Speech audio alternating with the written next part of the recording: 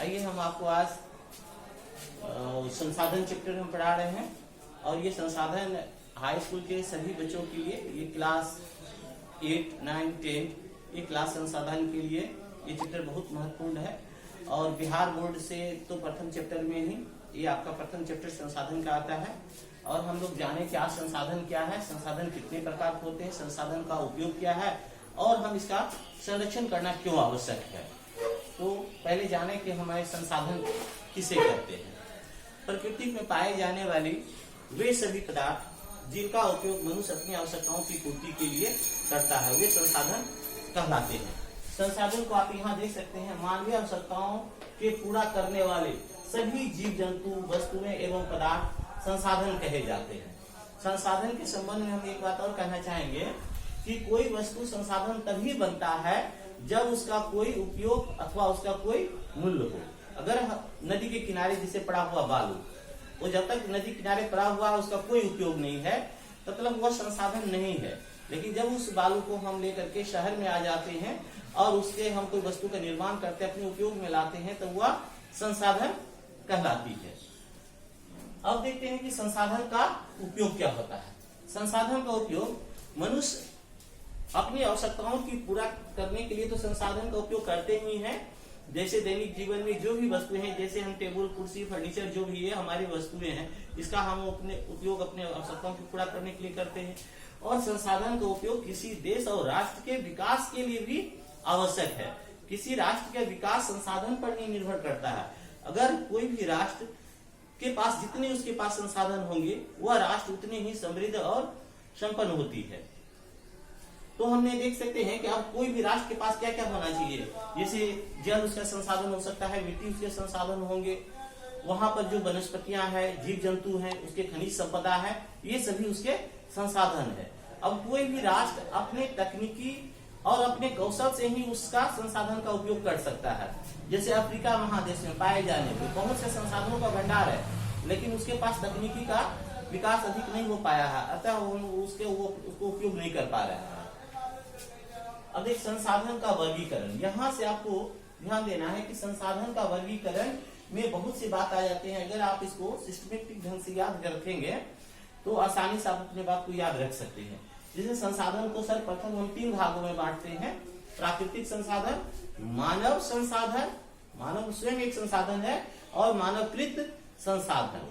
हम प्राकृतिक संसाधन के भी कई भागों में बांटा जा सकता है। पहले हम मानव संसाधन के बारे में बोल दें कि जिस देश में, राष्ट्र में अगर मानव की संख्या अधिक हो, लेकिन वह तकनीकी और ज्ञान से अधिक कौशल है, उसमें ज्ञान अधिक है, तकनीकी ज्ञान है, तो उस देश का विकास अधिक होगा। यदि जनसंख्या बहुत अधिक है लेकिन उसका उपयोग कोई राष्ट्र नहीं कर पा रहा है, तो वह जनसंख्या उसके लिए बोझ हो जाएगा, उसके लिए संसाधन नहीं कहलाएगी। उस समय हमें मानव के विकास उसको करना आवश्यक है। अब देखते हैं प्राकृतिक संसाधन के उप वर्गों में विभाजित किया जा सकता है।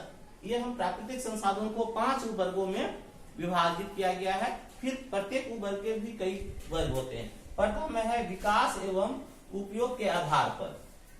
विकास एवं उपयोग के आधार पर 2 प्रकार के हैं, वास्तविक संसाधन और एक है संभाव्य संसाधन। वास्तविक संसाधन क्या होता है, ये कभी कभी आपको ऑब्जेक्टिव क्वेश्चन में या तो लघु उत्तरीय प्रश्न में आपके पूछे जाते हैं। जो वास्तविक संसाधन से आप क्या समझते हैं। वास्तविक संसाधन वह संसाधन है जो ज्ञात है और जिसका हम अभी अपने वर्तमान तकनीकी और कौशल के आधार पर उपयोग कोई देश, राष्ट्र कर रहा होता है, वह वास्तविक संसाधन कहलाती है।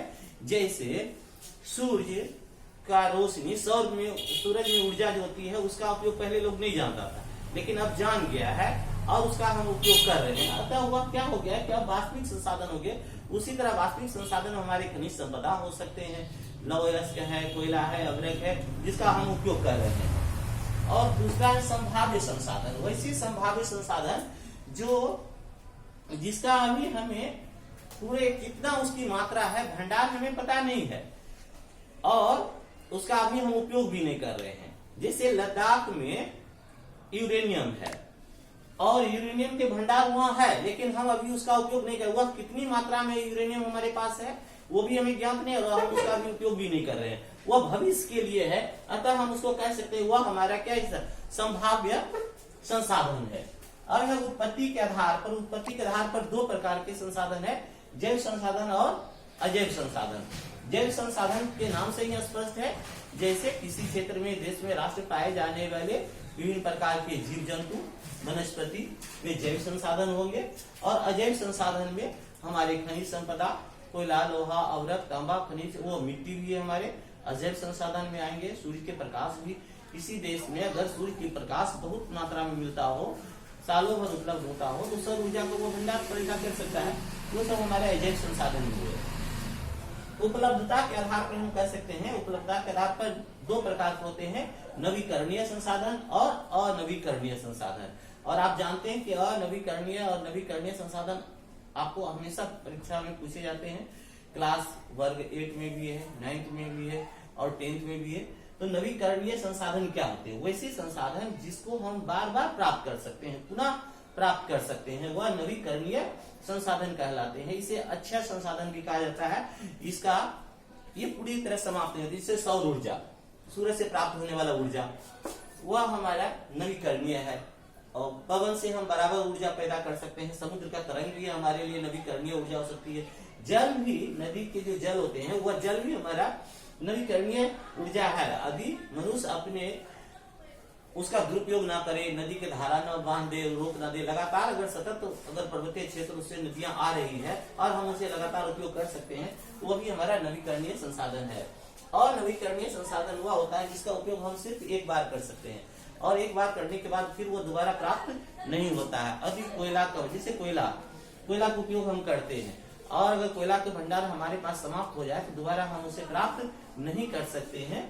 तो वह संसाधन जिसे हम बार बार प्राप्त नहीं कर सकते हैं, वह अनवीकरणीय संसाधन कहलाते हैं। हम इसमें थोड़ा सा अंतर और आपको बताना चाहेंगे कि नवीकरणीय संसाधन उतना हमें प्रदूषण नहीं देती है जितना अनवीकरणीय संसाधन हमें प्रदूषण भी देती है। कभी कभी नवीकरणीय और अनवीकरणीय में अंतर भी पूछा जाता है, अतः इसे और आप अच्छी तरह समझेंगे। वितरण के आधार पर भी दो प्रकार के हैं, एक सर्वत्र उपलब्ध संसाधन, एक स्थानिक संसाधन। सर्वत्र उपलब्ध से मतलब होता है कि वह संसाधन जो सभी क्षेत्रों में उपलब्ध होती है, जैसे मिट्टी, हवा, ये ऐसे संसाधन है जो सभी जगह पाई जाती है। एक होते हैं स्थानिक संसाधन, और अक्सर आपको स्थानिक संसाधन ही पूछे जाते हैं। स्थानिक संसाधन वह किसी निश्चित स्थान विशेष में ही वह संसाधन जब पाई जाती है, वह स्थानिक संसाधन कहते हैं। जैसे जादूगोड़ा में यूरेनियम का पाया जाना, झारखंड के क्षेत्रों में जो छोटा नागपुर पठारी का क्षेत्र है वहां पर कोयला का भंडार होना, यह स्थानिक संसाधन है। फिर है स्वामित्व के आधार पर। स्वामित्व के आधार पर तीन प्रकार के हैं, निजी संसाधन, राष्ट्रीय संसाधन और अंतरराष्ट्रीय संसाधन। आप समझते हैं निजी संसाधन हम किसे कहेंगे? कि वैसे संसाधन जिस पर किसी खास व्यक्ति विशेष का अधिकार हो, वह संसाधन निजी संसाधन कहलाएंगे। वो राष्ट्रीय संसाधन में किसी राष्ट्र, देश के सीमा के अंदर में पाए जाने वाली सभी प्रकार के संसाधन वह राष्ट्रीय संसाधन कहलाती है। और अंतरराष्ट्रीय संसाधन क्या होता है, इसे आप समझिए। जिसे हम कोई भी देश है उसके ये भौगोलिक सीमा समुद्र के सीमा से 200 किलोमीटर क्षेत्र के बाद का क्षेत्र, ये 200 किलोमीटर के बाद का क्षेत्र जो होते हैं अंतरराष्ट्रीय संसाधन कहलाएंगे। इस क्षेत्र में पाए जाने वाले जो भी कोई संसाधन होगा वो पूरे राष्ट्रों की सहमति से भी कोई देश उसका उपयोग कर सकता है। इस पर सभी राष्ट्रों का अधिकार होता है। इसे हम अंतरराष्ट्रीय संसाधन कहते हैं। इसमें आप एक बात याद रखेंगे, किसी भी देश की स्थलीय सीमा से वह समुद्र कुल मिलाकर के 200 किलोमीटर दूरी उसकी होनी चाहिए।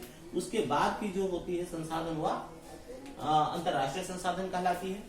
और हमने देखेंगे कि संसाधन का अगले क्लास में हम बताएंगे आपको कि संसाधन का संरक्षण क्यों आवश्यक है और क्यों हमें आवश्यक है करना चाहिए।